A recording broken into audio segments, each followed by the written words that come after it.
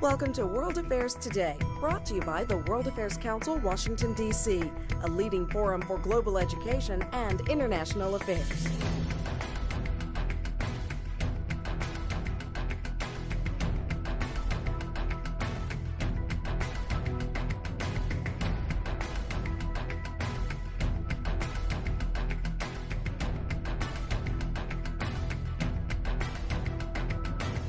Tonight we welcome to our podium Dr. Dan Plesch, author of Human Rights After Hitler, The Lost History of Prosecuting Axis War Crimes.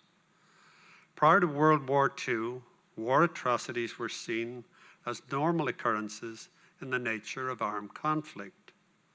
However, the horrors committed during the 1939-45 war turned people away from this perception and encouraged the Allied powers to seek appropriate prosecution for perpetrators of the Holocaust and other war crimes. 17 Allied nations met in London in 1943 to create an agency that investigated and recorded evidence of war crimes. This predecessor to the International Criminal Court at The Hague and the Nuremberg trials was known as the United Nations War Crimes Commission. The United Nations War Crime Commission recorded over 30,000 incidents against German and Japanese war criminals, which showed an early commitment that the Allied nations had in response to the Holocaust in particular. These events provided a foundation for the establishment of 21st century human rights and establishment of multiple international courts. So tonight we will explore and learn how the role of international criminal courts has changed the prosecution of human rights violations and violators, and what we can learn from the lessons of the past. Our distinguished author, Dr. Dan Plesch, will discuss the UN War Crimes Commission and the precedent it has set regarding the prosecution of war criminals. Daniel is the director of the Center for International Studies and Diplomacy at the School of Oriental and African Studies, University of London. In 1986, he founded the British American Security Information Council and directed it from Washington, D.C. He also became the Senior Research Fellow at the Royal United Services Institute for Defense and Security Studies in London. He has served as an honorary visiting research fellow at the Department of Peace Studies at Bradford University in England and research associate at Berwick College since 1988. Daniel has contributed to newspapers like the New York Times, Washington Post, The Guardian, and the Financial Times. He has acted as a consultant and advisor to the British and the American governments, BBC, CNN, Sky News, Kroll Security International, Oxfam, the Foreign Policy Center, and Greenpeace. He's not modest, believe me, and you'll see that from his presentation tonight. And this isn't your entire CV, this is just a synopsis of your CV. Your CV's like the Encyclopedia Britannica, for God's sake. So please join me in giving a warm welcome to this heckler, Dr. Dan Plesch, to our World Affairs Council podium tonight. Thank you. Thank you for that marvelous. Well, thank you for that very warm introduction. Coming to discuss war crimes prosecutions on a warm fall evening is an acquired taste, I have to say. Were I not selling a book, I perhaps would be rather out on the Mall or sailing on the Potomac. But obviously these issues do come to our mind because of the sorry events that we see around the world. And I guess I could start with two American individuals and their recent comments. Secretary Tillerson, we understand, is closing down the war crimes unit of the US State Department. And one may say, well, about time too. this International Criminal Court costs God knows how much money. It's prosecuted a bare handful of people, and very little has been achieved. And indeed, it's falling apart. The US was right not to join. China and Russia are out of it. South Africa, the Africans are pulling out because of its racism. The whole thing is a shambles, and we should just give it up. It's a powerful argument. It's a powerful argument. You'll be surprised to know, or unsurprised to know, it's not one I share. But we have to engage with it, and we should. On the other hand, we may hear the views of Senator McCain, who not so long ago, I think, quite rightly said that the whole international order since World War II is under threat. And I think that remark is particularly relevant to us today. So there is two contrasting positions. And I would say 'twas ever thus. If we go back to the period of the Second World War that I'll be talking about, we discover a much richer tapestry of political action than we are normally taught. And this is because, broadly speaking, these two perspectives, international order and justice, outlawing torture, let's say the McCain position, and the, one might say, the President Trump-Tillerson position that this is not wanted on voyage. It's just an accessory at best and a nuisance mostly. But this is a discussion in governments, in the US government, stretching back to the 1940s at least. And the introduction was mentioned that this body, which I'll be talking about, dealt with 36,000 prosecutions. And some of you may have gone, hold on, Nuremberg, that was like 20, wasn't it? And then there was something in Tokyo, and that was perhaps another 20. Where does this 36,000 come from? Well, the short answer generally, it doesn't. Normally, it is not what we were taught, not what I was taught.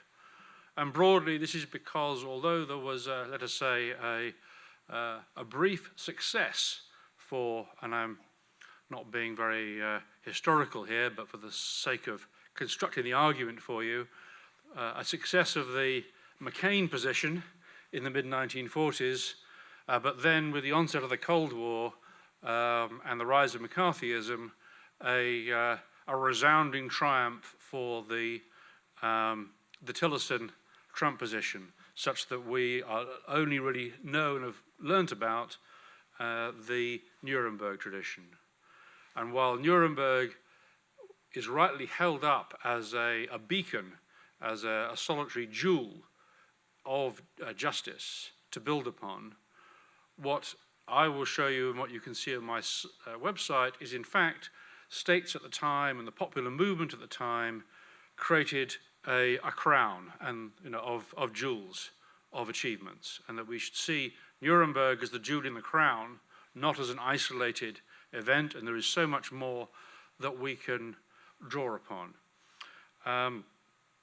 But I'll start because it's a bit like in a play. If there's a gun hanging on the wall over the fireplace, you know someone's going to get shot. So if there's a video waiting to be shown, it might as well get on and show it, particularly as the other AV devices aren't here. And this little video is a 2 or 3 minute collection of newsreel clips from the 1940s. And they answer the question, which some of the more awake members of the audience may already have twigged, which is how could you have a UN developing war crimes charges before 1945 when the UN wasn't created until 1945? Well, the answer is that in 3 weeks after Pearl Harbor, Churchill hightails it to Washington to try to work out with Roosevelt how they're going to win the war, which isn't going well. The Japanese fleet could be rocking up off San Diego any day. At this stage, we forget that. And And the concerns about the war are, in this country, at a height. One night, they're wrestling with, among other things, as to what to call the Allies, because there are phrases around like associated powers that have been produced by the bureaucrats, which doesn't kind of sell very well. And over dinner, they have a discussion, and the story goes, according to one of Roosevelt's girlfriends, that overnight he comes up with the calling it United Nations, which also is a phrase used in a poem by Byron, and maybe Churchill was waxing lyrical earlier on in the night. Anyway, come breakfast, FDR, who's paraplegic, gets himself wheeled down the corridor with his girlfriend, goes into Churchill's suite. Churchill famously emerges like a gleaming cherub from the bathroom with nothing to hide from the President of the United States. As the story goes, FDR says, "Let's call it United Nations." Churchill goes, "Fine." And that the UN is born. Now, that story exists mostly without the UN. And they've been struggling in producing a political declaration which gets signed on New Year's Day by 26 states, including China at number 4, at American insistence. And it supports the Atlantic Charter. It also supports human rights. It's a clear statement. We support human rights in our own lands and in other lands. And it is the first multinational declaration for human rights. And partly for that reason, I have to say cynically, it's consigned to the footnotes of history at best. And then during the war, partly to deal with American conservatism, the United Nations brand is used much more often than allies. You only have to look in any digital archive, and you'll find that United Nations is the formal name for the allies, not something that comes afterwards. I never got taught that in history class. When I came across it, I was kind of annoyed. Hence this book. And these clips just demonstrate that this ain't fake news. I don't have the resources to produce fake newsreels. And so we'll just spend a couple of minutes entertaining you with this, if I can.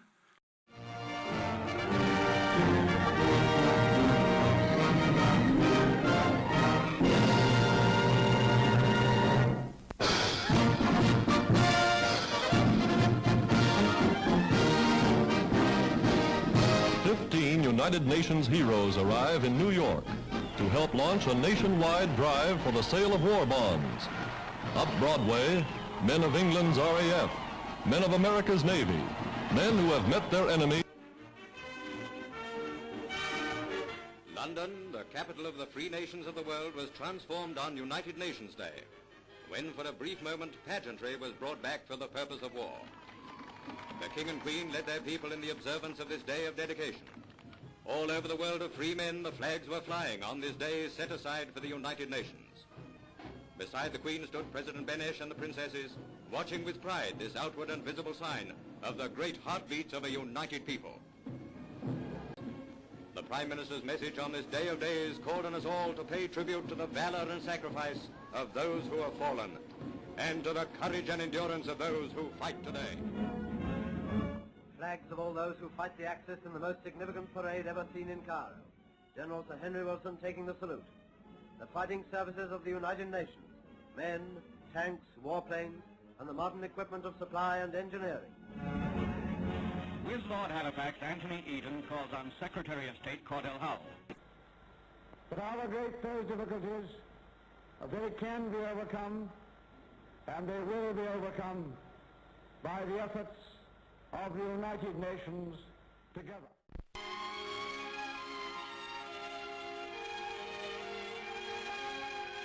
Millions of hungry and homeless people all over the world are the urgent concern of the United Nations. While immediate requirements are satisfied by Allied military authorities, we see at the White House in Washington the birth of UNRWA, over 40 countries meeting to create the United Nations Relief and Rehabilitation Administration.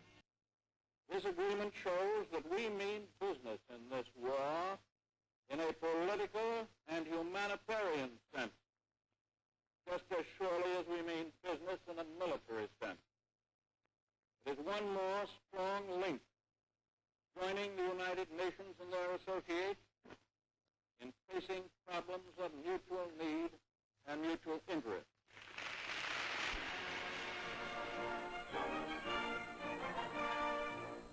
At Bretton Woods, New Hampshire, delegates from 44 allied and associate countries arrived for the opening of the United Nations Monetary and Financial Conference.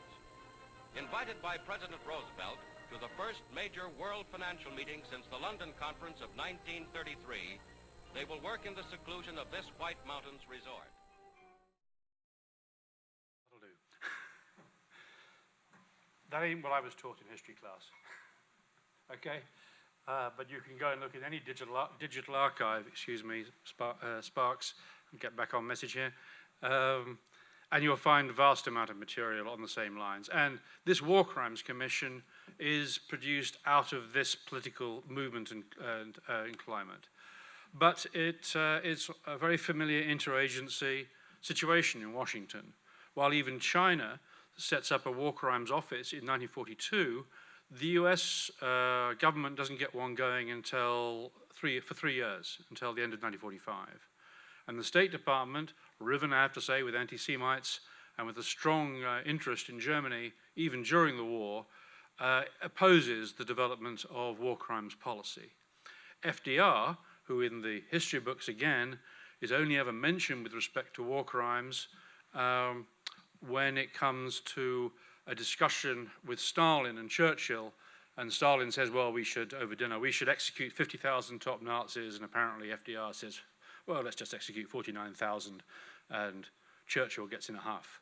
In fact, and then we go on, and Truman comes in and sends Supreme Court Justice off to London to negotiate a charter for trying the top Nazis. That's broadly speaking what you get in the history books. In fact, the European refugee governments in London have been pushing from right after Pearl Harbor to get an international effort on war crimes.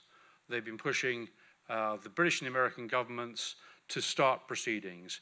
And gradually, you get more and more statements from Roosevelt and Churchill telling the Nazis in terms, you will face trial for your crimes afterwards. And there are an increasing number of international statements to this effect. And by the end of 1943, which is in a pause in the war before D-Day, and when the Nazis have been pushed back into continental Europe, you get a decision to create this War Crimes Commission, 16 countries. Now, FDR actually is quite keen. He sends an old friend of his, one Herbert Pell, who's father of Claiborne Pell, of the Pell Grants, a distinguished senator from Rhode Island. Herbert Pell has been a member of Congress for the Democratic Party, pushing for African American rights in the 30s, not a very common position for a white member of Congress, and pushing for refugee status for German Jews. And Roosevelt sends him first to be ambassador to countries in Europe, so he sees what's going on, what the Nazis are doing, up close and personal, and then he appoints him to this commission. The State Department, and in my book details the memorandums about this that Pell eventually produced, the State Department tell him, you don't need to go to Europe, they're not ready for you. 6 months, he's waiting with his bags. The war's going on, he's waiting to go. Oh, the American embassy doesn't want you. He gets there finally, and they go, what kept you? We wanted you here 6 months ago. But the State Department lawyers have stopped him going. He wants to take a distinguished international law professor with him. The State Department won't let him. They send a striped-trousered apparatchik to control him. But immediately, once they get there, they start work. And what is Pell's objective? He says in his letters that they have to prosecute the Germans for what they've done to other Germans, even if it does overturn principles of state sovereignty. And he makes an argument which I quote in the book from an earlier biography of his, which when I wrote this passage, I had no thought that it would have modern relevance. And what did he say? He said, my objective must be to stop the Gestapo after the war, the old Gestapo officers, sitting around regaling the boys with the joys of shooting Jews and looting France and the glories of Nazism even in defeat, the way in which the Confederates do in the South. We must not let that happen in Germany, as it's happened in our country. And I get a chill even saying it now, because the connection between Charlottesville, the closure of war crimes, would be absolutely obvious to Herbert Pell. Absolutely obvious. And his objective in pursuing war crimes, the objectives of those who blocked it, were one and the same. And in London, with the Allied countries, they push, and I would have had an image to show you at this point. If you read most of the histories, and indeed a recent, and I have to say, although he's a friend of mine, somewhat misleading book, East-West Street by Philippe Sands, who sort of pins it to a couple of great men to come up with crimes against humanity, in 1945, after the war. Pell turns up in London with a definition, or a legal definition, to enable them to prosecute the Germans for what they'd done to Germans. And it's, I think, written by Harvard professor Sheldon Gluck, and all the countries agree to it, except the State Department. They also develop a charter for international criminal court and other criminal proceedings. They have inconclusive debates about crimes against humanity. They issue advisory opinion on all sorts of international law, including, for a modern audience, that rape and forced prostitution are crimes, and there are at least 150 rape and prostitution trial verdicts from this era that we've discovered, so it wasn't invented in the 1990s. There's a whole swathe of jurisprudence that this is international crime, of particularly relevance to the position of the Japanese government, I have to say, at the present time, who always like to go, oh, it wasn't a crime at the time, because this list they use as an advisory opinion of international crimes was agreed by the Japanese and accepted by the Germans when? At the end of World War I.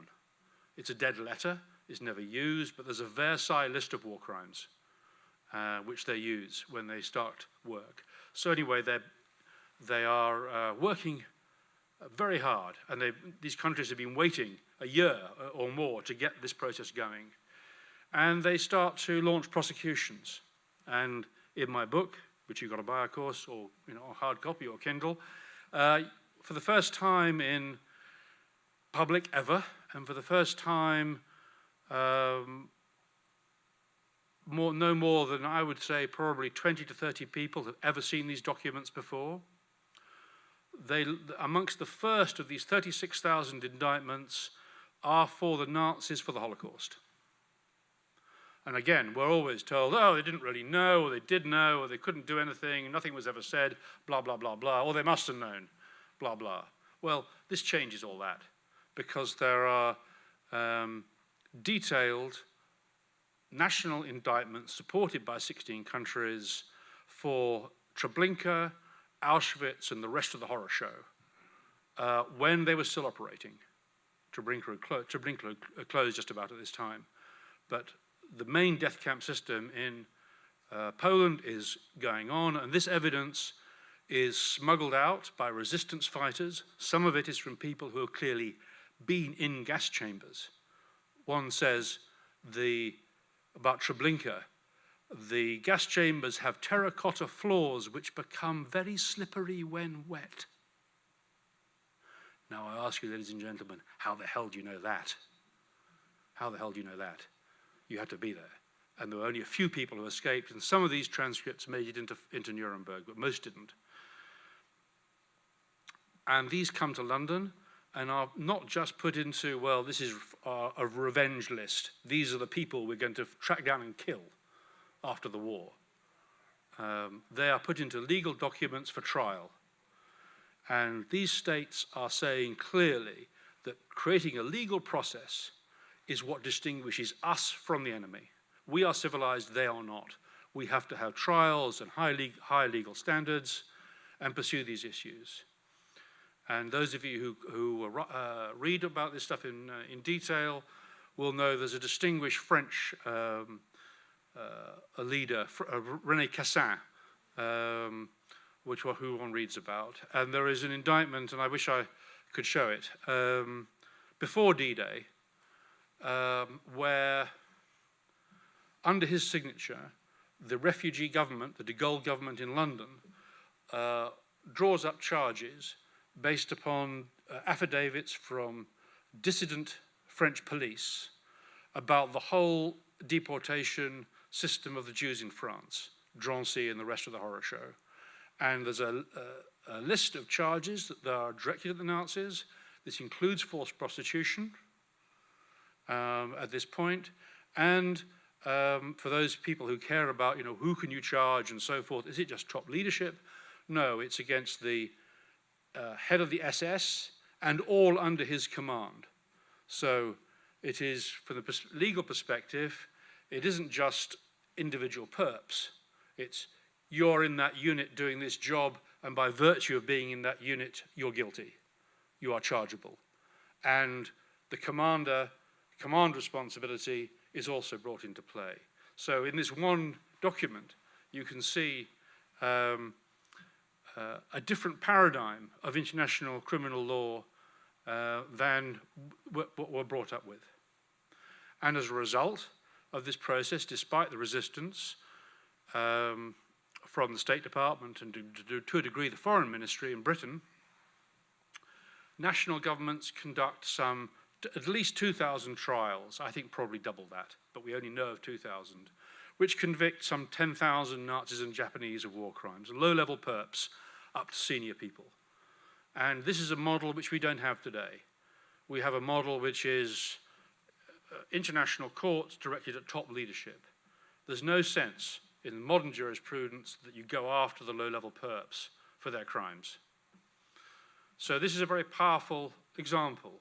It's also, I have to say, a practical and political example. A practical example because if in time of World War II you can process 36,000 cases and deal with X thousand trials and have these in committee rooms when missiles are landing in the next street, they talk about in their minutes about, oh, well, I remember the first time I met you, sir, was in an air raid shelter when we were discussing crimes of aggression because London is under missile attack when this is going on. So if you can have frontline international justice at low financial cost, promptly against low-level people, what is our excuse today? What is our excuse today when we are so wealthy, when we are so relatively unthreatened, when we look at crimes in various parts of the world? I would say we have very, very little excuse, and to bring these cases into play, I think makes it much more powerful in saying, oh, well, we need to have another trial a bit like Nuremberg, and oh, the ICC is terribly expensive.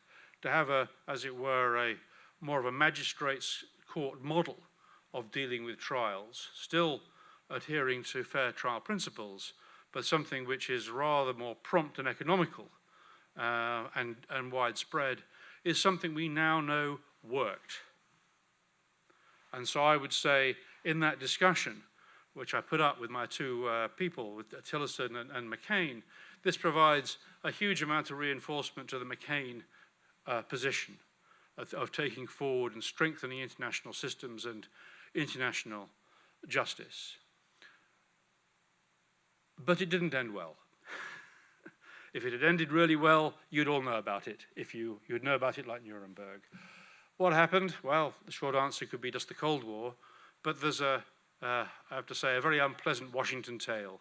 I think did I mention that Pell got fired? I've done a few of these talks. Perhaps I didn't. You didn't. Thank you. So this chap, Herbert Pell, comes back to Washington for consultations, and to cut a long, very fun story, which is in detailed memorandum, really straight out of West Wing, he comes back and the State Department don't tell him, but they've taken the line item for his salary out of the budget. So he's got no congressional appropriation. So sorry, you're fired. And why? Why? Because they can't be doing with crimes against humanity. as they can't be doing with German on German crimes. And why? The Secretary of War, Henry Stimson, a Republican who's in the government for the Democratic Party, and by the way, bipartisanship in World War II? Forget it. Stimson's a Republican. He joins the FDR administration and is thrown out of the Republican Party for becoming Secretary of War for Roosevelt in World War II. And so do any other Republicans who join FDR's administration.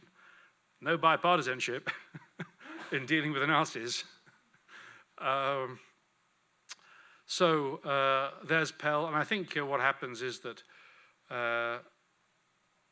well, famously, Stimson writes, we cannot have a situation in which the international community comes after America for the lynchings in the South. Okay, now that is a memo which is in the history books, but its context isn't. Okay, it's a one-off memo. So this connection between domestic oppression and domestic abuse and international law is rock solid, right? I think my own interpretation is that FDR knew he couldn't take on Stimson in a fight. He lets Pell go, but I think told him as friends, go out and make a fuss, and he does. And there's a riot in the media, what becomes called briefly the Pell Affair, and over the winter of 1944-45, which is, I say, in the newspapers, in the New York Times, digital, you can find it, and the memorandums are in my book, he, with the media, creates a riot. That the administration is not following the president's policy, which is German on German crimes should be prosecuted, and in the end has a journalist interrogate the Secretary of State, and I have the full thing, but it ends up the Secretary of State going, oh, do I really have to be so precise about this definition? And the journalist replies, do you really have to obfuscate? Oh, sorry, was that a bit too far? And the State Department at this point does agree and formalizes the position in support of the president's policy. Roosevelt dies, Truman comes in, nothing really happens, and Pell again is attacking in the media, right up to the point that Justice Jackson is sent to Europe. And I would say that without Pell in Washington making a fuss, we would never have got Nuremberg. You can't identify analytically any other agency, political agency or force, apart from possibly Treasury Secretary Morgenthau, dismissed because he was a Jew, of course. You know, if they got an axe to grind about the Nazis, we can't listen to them. Was a common view at the time, that without Pell, we would never have had Nuremberg. And frankly, he should have a building or a street named after him in DC, in my opinion. But the genie's out of the bottle. We have Nuremberg, we have other trials. The American Judge Advocate General's Office really goes to town on behalf of American POWs. We have all sorts of concentration camp trials, trials across the Pacific, mostly processed through this commission. Even the US is seeking Allied support for what it does. But the political exigencies of the Cold War, the rise of the Dulles brothers, who have a German law firm going back to the First World War, produce increasing pressure to close down the whole war crimes process. And in the end, a figure which most of us do know about, and I have to say when I came across this, what I'm about to tell you, I was on the one hand shocked and horrified, on the other hand I was delighted because I thought, finally I've come across somebody that my hopeful audience will have name recognition for. And a well-known bad guy, but role model for the current president, one Joseph McCarthy, Senator McCarthy. And McCarthy launches an attack on the US prosecutors. And what is he trying to prove? Well, he comes to the defense of the Nazi SS, okay, in a series of Senate hearings. And what is Joe McCarthy trying to prove?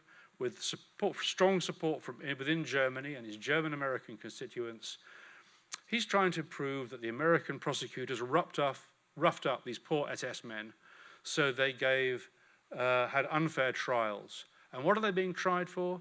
They're being tried for machine gunning captured American soldiers during the Battle of the Bulge, what was known as the Malmedy Massacre. Take some front, don't you think?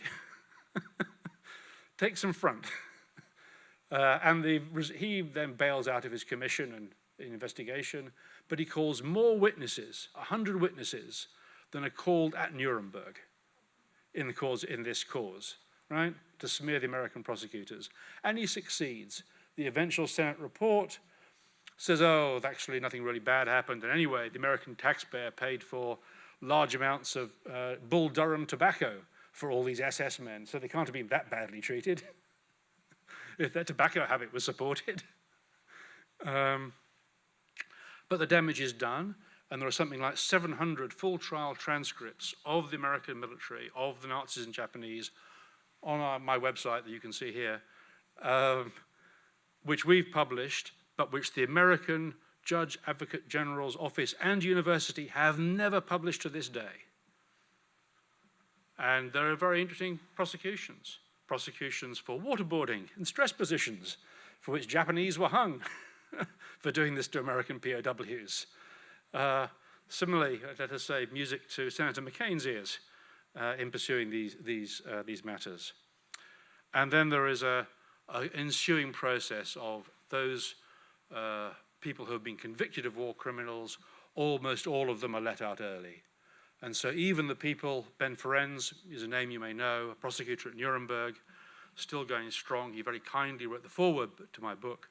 But the death squad leaders of the Jews, the Einsatzgruppen, which he went after at Nuremberg and got thrown in jail, a handful of them were executed. But the rest were all out of jail by 1950. And by 1950, there wasn't a single not convicted Nazi war criminal in jail. They'd all been released as part of rebuilding Germany, but also as part of, let us say, a common right-wing agenda. So I'll draw my remarks to a close now. And I would say that if we want to worry about, or you don't need to think about a Handmaid's Tale dystopia for where the country might go. I think you only need to look at how much was lost here for so long, simply by enforced classification and political repression, to see quite what the risks are of allowing so much of what we treasure today to get thrown down Orwell's truth hole.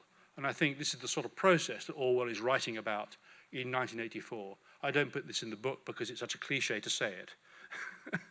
But the more I think about it, the more I think it resonates. This is the experience he had in the late 1940s, seeing how debates were changing and things were being suppressed.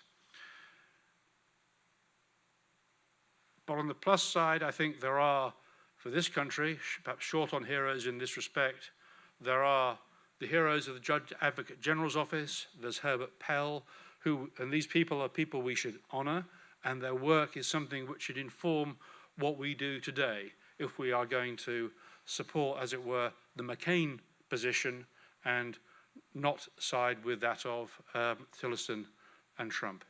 So, as an old friend of mine used to say, if you have been, thanks for listening.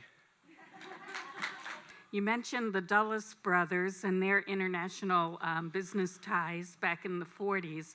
So is there any role that today's current global businesses could play in helping this issue of human rights and war crimes?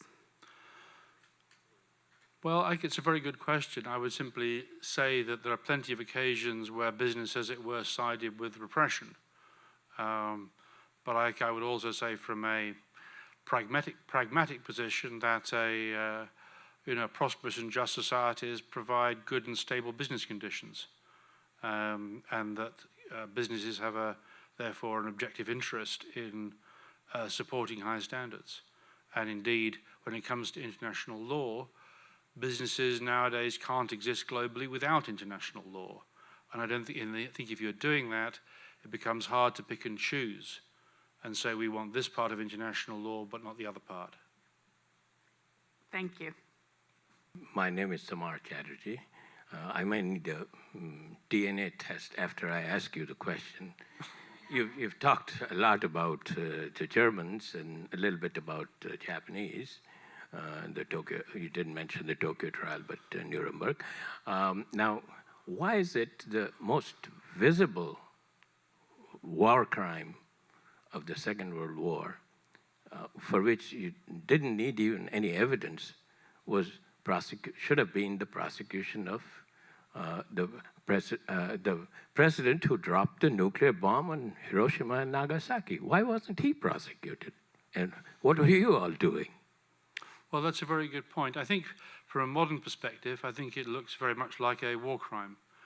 I have to say that there's again an interesting quote from Pell. They discussed intensively whether or not bombing cities, and after all, the number of people killed at Hiroshima was comparable that in other Japanese cities. In fact, the US Air Force dropped leaflets, no one reads leaflets, but they did drop leaflets saying, cut and run, we're coming. But the Allies, the British didn't, for example, prosecute the German Air Force commanders for the bombing London or other cities. And they had a big debate. The Chinese, as you might expect, were all in favor of bombing cities being a crime if they weren't defended, if they're open cities. The Anglo-Americans, as you might expect, took a rather different view and argued that if the place was of military value, which they would argue Hiroshima was, then the bombardment was legitimate. Pell's point, according to the earlier biography of his, is that they had just decided this point in committee when the whole building blew up because a Nazi missile had landed down the street. So the people debating these were debating them in what today we would call a frontline context. Now, the same applies to Dresden. Now, there's an argument that Dresden was superfluous. The war was almost over. The Russians were moving in. The Russian view is they lost 1 million men fighting for Berlin. I have a personal perspective. My mother was blown up by a Nazi missile 6 weeks after Dresden. Obviously she survived, I'm not that old. But she was sitting in a flat apartment in Soho in London, and a bomb went off and sucked her out the window. She hung onto the curtains. Otherwise she'd have been strawberry jam. So the Nazis are still firing missiles into London 6 weeks after Dresden. So I think if you are being burnt alive in a gas chamber or in Dresden, you're being burnt alive and that's it. War is disgusting and horrible business to be avoided at almost all costs. But it doesn't lead me to think that necessarily, I think you said this is the worst crime of World War II, that it was, or indeed necessarily that it should have been prosecuted. And I say this as someone who spent most of their life working for nuclear disarmament. Hello, my name is Michael Slowinski. My question would be, we mentioned earlier how the State Department is closing the human rights branch in the United States. Do you feel like that action encourages other countries to commit more human rights violations? And do you feel like it also undermines our allies who are prosecuting them? Yes, and yes.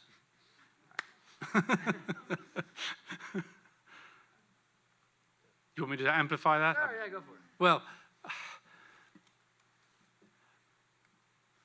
while in many respects, particularly with respect to African Americans, this country's sort of attitude on human rights is extremely discriminatory, to say the least, over the years. Nevertheless, in some respects, it's played some very important roles as well, but internationally, and it is, not a bad irony, but if it had to have a good irony, I guess it's a good irony, that at the time when the Anglo-Americans sort of take the back seat and turn away from a positive role, it's Germany that is standing up. And you know, thank goodness Germany is. And I think we need to fight back in our own countries and join Chancellor Merkel in pursuing higher standards, and indeed 1 million refugees that Germany took in. And hey, Germany hasn't collapsed. And she's going to get re-elected, it looks like. So I think we should be supporting these standards. I say reportedly because I think there's one report that Secretary Tillerson has closed the War Crimes Office. But hey, you know, things may change. He may get better advice. Good evening. My name is Maxwell. I'm a graduate student over at Marymount University. I appreciate your offering tonight. And my question really kind of goes to the basics when you speak of Pell. Yes. He seemed to be a lone wolf who happened to be in the right place at the right time and had some sort of ability to specify legal crimes so that they could be agreed upon at a particular time. My question to you is why do you think at this particular time countries can't seem to go ahead and come up with a definitive agreement on what an atrocity is? I guess because there are the same power dynamics in play now as then. And the more I look at the World War II period, the more, frankly, I'm astonished that there wasn't somebody of the Trump persuasion in the White House during World War II, because the position of the Republican Party against Franklin Roosevelt was extreme at this period. We tend to forget, as I said, there's no bipartisanship going on in the war. So there are these struggles that have to be continually fought and re-fought. And I don't think we ever can say which way the dice are going to fall. But I guess, you know, I would say to my students what I say to you, it ain't a spectator sport. It's a question of what we choose to do and not do. I don't know if that gives you any. Do you want to come back, sir? No, I appreciate that because I think it needed to be said. I think sometimes we really tend to point at a particular crime as long as it doesn't apply to us. I think the hypocrisy can be very problematic when you're talking about choosing how to make a good choice. I agree, and I think this is one of the reasons why I think Pell is such a remarkable role model.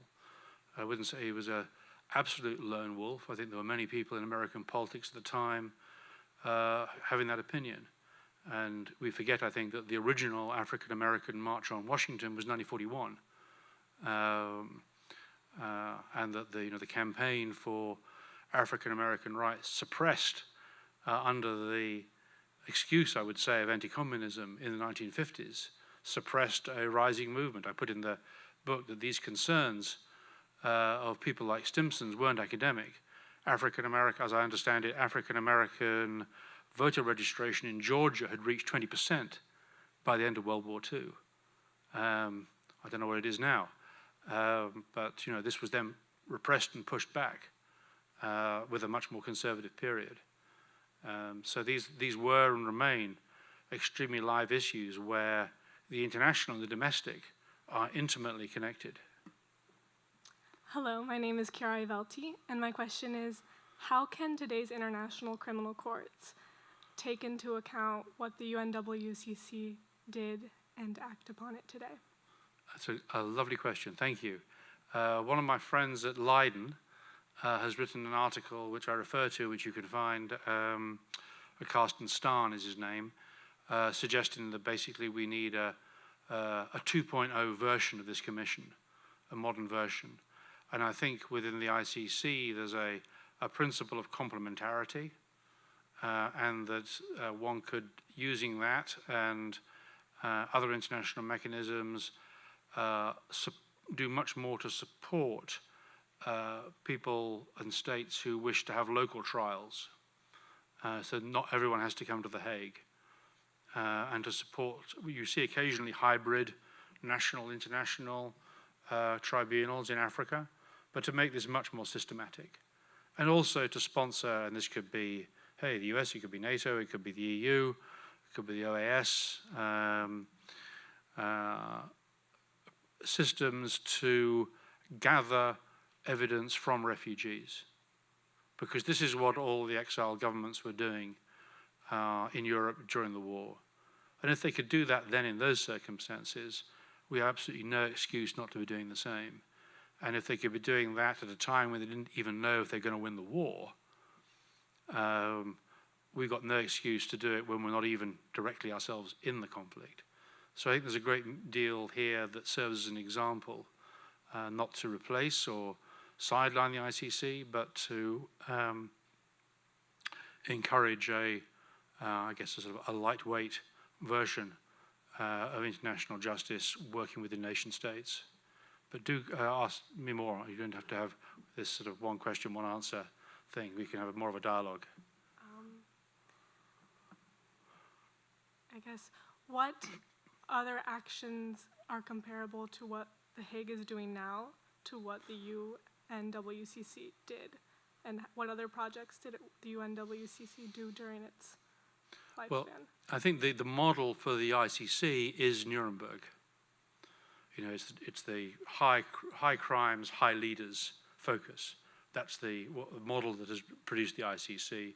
But there's room in the statute to do more. The UNWCC wasn't an international court. It wasn't allowed to be. What it did was to support nation states and provide advisory views on what law was, and set up systems for sharing of information about perpetrators and suspects and so on, and to provide this pre-trial system of almost like an examining magistrate, first stage approval of prima facie cases. That was the system that they operated. And I think there's room to develop something along those lines today, which would then provide a much broader system of international justice. Good evening. My name is Becca Merman, and I'm an international studies student at American University. My question for you, as a person who is not yet adept at doing research, but is trying to learn to be, how did you come across and unearth all of this suppressed and previously not released information that you've released in this book that's so mind-blowing and shocking? Well, with a little difficulty, but not nearly as much difficulty as all these people had doing this work at the time. Mm-hmm. So I would rather focus on what they did than my own difficulties. I think in terms of getting to grips with research methods, my university has a research methods MOOC. Oh, really? Which is free. Nice. As MOOCs are. I would encourage you to take that.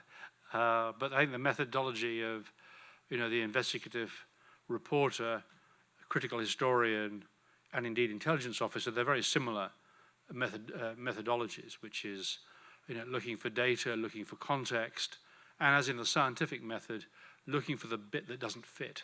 Mm-hmm. And I think when I was doing a book before that one, and first came across this United Nations reference back in 42. Well, what's that there? It wasn't the United Nations till 45. And with small children and sleepless night, one time I just Google searched with the 42, 45 date parameters with the term United Nations. This is now more than 10 years ago, and just was hit by this blizzard of data. What is this United Nations thing going on? And took a long time to unravel it. I suppose this doesn't really help when you've got a term paper that has to be produced in a couple of weeks, but determination. Yes. And an eye for detail and an eye for what doesn't fit, and then an eye to put aside your own prejudices. Okay. Hi, my name is Shabnam Mojtahedi. I'm with the Syria Justice and Accountability Center. It's a great pleasure to meet you. Thank you. With everything happening in Syria and Yemen, and you just mentioned Myanmar, and especially after all the excitement of international justice in the 1990s and early 2000s, and with the creation of the ICC, it seems like we're really at a low point for international justice. And I was wondering where you see things going in the coming years, based on your research and experience. It really seems, especially with the UN, and there's huge clash between the human rights bodies, this Commission of Inquiry on Syria, and then the political discourse at the UN Security Council. There's just this, cognitive dissonance that's happening, and where do you see this going in the coming years? Well, I have a short and glib answer for you and then a more serious one. If this was a Hollywood movie, I would say the work of the UNWCC is the cavalry coming over the hill, because there is so much to reinforce what we want to do today from these examples. The ways in which states behaved in those days, that we can shame them because you did it back in the day, you should at least be doing that now. That we managed to do it in those circumstances then, we ought to be able to at least do as well today. We were able to prosecute low-level perps then, we should be able to do it now. We were getting systematic government-supported gathering of evidence out of refugee camps then, we should do that now. That it provides a practical and a moral support for what we're trying to do today. That's what I would say is the contribution.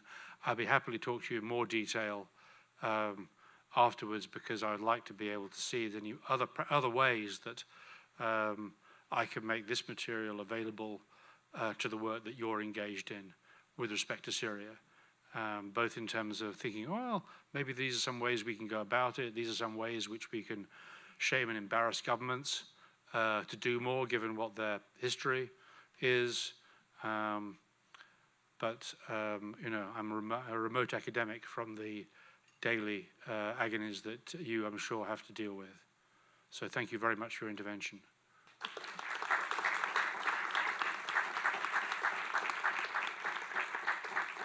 Thank you for joining us for World Affairs Today, a production of the World Affairs Council, Washington, D.C.